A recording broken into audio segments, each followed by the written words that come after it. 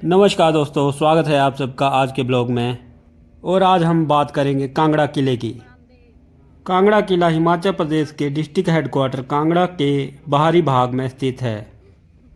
कांगड़ा नई दिल्ली से लगभग 450 किलोमीटर की दूरी पर स्थित है। इसके अलावा कांगड़ा के पास दूसरा प्रमुख शहर चंडीगढ़ है, जो कि कांगड़ा से 220 किलोमीटर की दूरी पर स्थित है। यहाँ से निकटतम हवाई अड्डा गग्गल है, जो कि कांगड़ा शहर से 11 किलोमीटर की दूरी पर स्थित है। यह किला घूमने के लिए आपको 25 रुपये की टिकट लेनी होती है, जो कि एंट्री गेट पर बने टिकट काउंटर पर आसानी से उपलब्ध हो जाती है। किले के अंदर दाखिल होते ही आपको शेर की मुखाकृति वाला पानी का स्रोत दिखाई देगा, जो कि पीने योग्य पानी है। आप चाहे तो इससे अपनी प्यास बुझा सकते हैं। कांगड़ा किला हिमाचल का सबसे विशाल किला है और भारत के किलों में सबसे पुराना किला भी है। यह शक्तिशाली किला त्रिगर्त साम्राज्य की उत्पत्ति को बताता है, जिसका उल्लेख महाभारत महाकाव्य में मिलता है। इस किले के बारे में कहा जाता है कि एक समय ऐसा भी था जब इस किले में अकल्पनीय धन रखा गया था, जो इस किले के अंदर स्थित बृजेश्वरी मंदिर में बड़ी मूर्ति को चढ़ाया जाता था। इसी खजाने की वजह से इस किले पर कई बार हमला हुआ था और लगभग हर शासक, चाहे वो आक्रमणकारी हो या देशी शासक, सभी ने कांगड़ा किले पर अपना कब्जा करने की कोशिश की थी। यहाँ आने वाले पर्यटक कांगड़ा किले के इतिहास के बारे में जानने के लिए बेहद उत्सुक रहते हैं और यह किला हिमाचल में आकर्षण का एक अनूठा नमूना भी है। ये है जी किले का मुख्य दरवाज़ा और ये पहाड़ी पर दिखाई देता हुआ किला।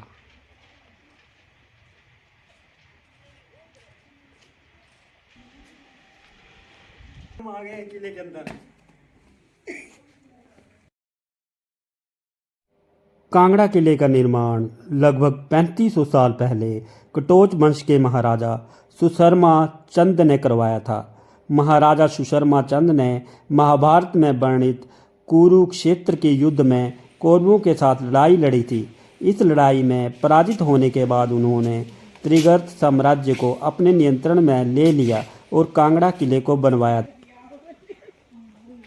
इतिहास से पता चलता है कि इस किले में अकल्पनीय खजाना था और जिसकी वजह से यह किला अन्य शासकों और विदेशी आक्रमणकारियों के द्वारा लूट करने की एक आम जगह बन गई थी। कांगड़ा किले पर पहला हमला कश्मीर के राजा ने 470 ईस्वी में किया था। इस किले पर पहला विदेशी आक्रमण 1009 ईस्वी में गजनी के महमूद गजनवी ने किया था। इसके बाद उनके नक्शे कदम पर चलते हुए तुर्की सुल्तान मोहम्मद बिन तुगलक ने इस किले पर कब्जा किया। 14वीं शताब्दी के अंत में 1398 ईस्वी में तैमूर लंग ने कांगड़ा पर आक्रमण किया। मुगल काल में अकबर ने इस किले को हथियाने की नाकाम कोशिश भी की थी। 1620 ईस्वी में इस किले पर जहांगीर का कब्जा हो गया। मुगल सम्राट औरंगजेब की मृत्यु के पश्चात मुगल साम्राज्य का पतन आरंभ हो गया था। इसी बीच अहमद शाह अब्दाली ने 1748 से 1788 ईस्वी के मध्य पंजाब पर 10 बार आक्रमण किया और मुगलों को और भी कमज़ोर बना दिया। इस अवसर का लाभ उठाकर राजा घमंड चंद ने कांगड़ा और दोआब क्षेत्र पर अपना नियंत्रण स्थापित कर लिया। कांगड़ा किला अब भी मुगलों के अधीन था, जिसका अंतिम किलेदार नवाब सैफ अली खान था।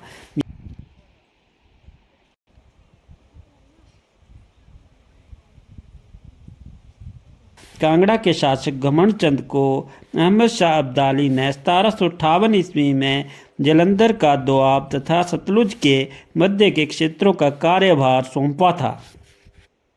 राजा घमंड चंद की मृत्यु के पश्चात उसका पुत्र संसार चंद द्वितीय 1775 ईस्वी में कांगड़ा का राजा बना, मगर अभी भी कांगड़ा किला मुगलों के अधीन था। मुगलों से कांगड़ा के नगरकोट किले पर कब्जे के लिए संसार चंद ने कन्हैया मिसल के सरदार जय सिंह से सहायता मांगी। आखिरकार सन 1786 ईस्वी में राजा संसार चंद ने कांगड़ा किले पर कब्जा कर ही लिया। सन 1786 ईस्वी से लेकर सन 1805 ईस्वी तक का काल राजा संसार चंद के लिए स्वर्णिम काल था। इस बीच राजा संसार चंद ने अपने राज्य की सीमाओं का विस्तार जारी रखा।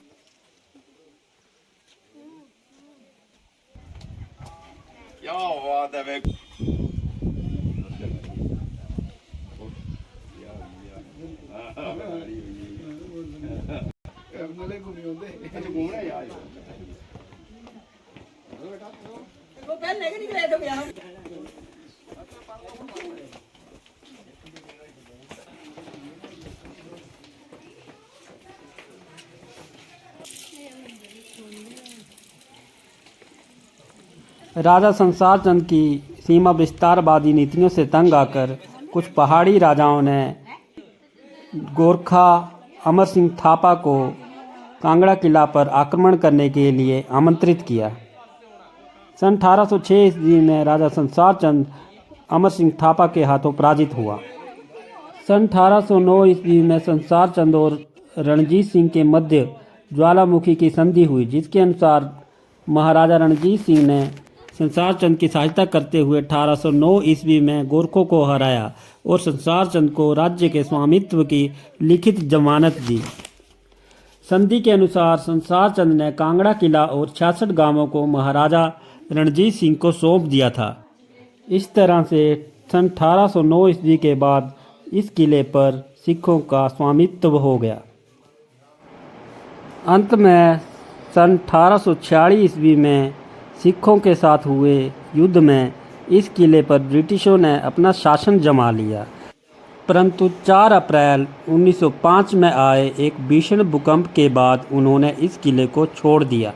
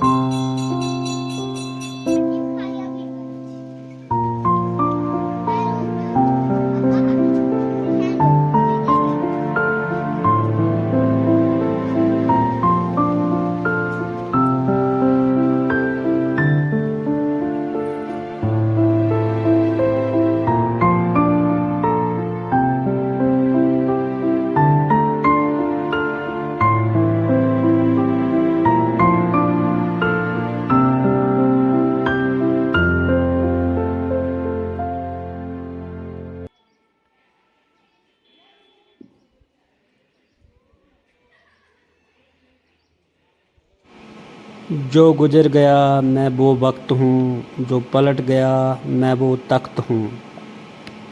14वीं में जिसका होता था बड़ी बेसब्री से इंतज़ार, हाँ मैं वही चाँद कम वक्त हूँ, हाँ मैं वही चाँद कम वक्त हूँ।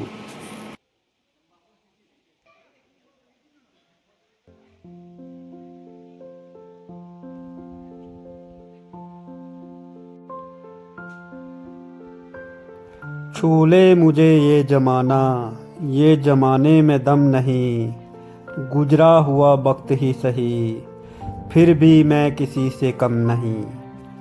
तरसते हैं लोग जिस मुकाम को हासिल करने को, तरसते हैं लोग जिस मुकाम को हासिल करने को, हाँ मैं उसी मुकाम से लौटा हुआ शख्स हूँ, हाँ मैं उसी मुकाम से लौटा हुआ शख्स हूँ।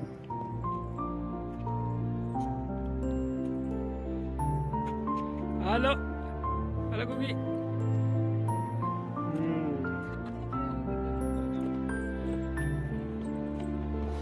सुनहरे कई युग भी मैंने देखे हैं, डरावने कई लम्हे भी मैंने देखे हैं। हाँ, बीतते वक्त के साथ कई बदलते चेहरे भी मैंने देखे हैं। कभी ठहरा करते थे परिंदे बड़े शौक से जिसमें, कभी ठहरा करते थे परिंदे बड़े शौक से जिसमें। हाँ, मैं वही गुमनाम दरख्त हूँ, हाँ मैं वही गुमनाम दरख्त हूँ।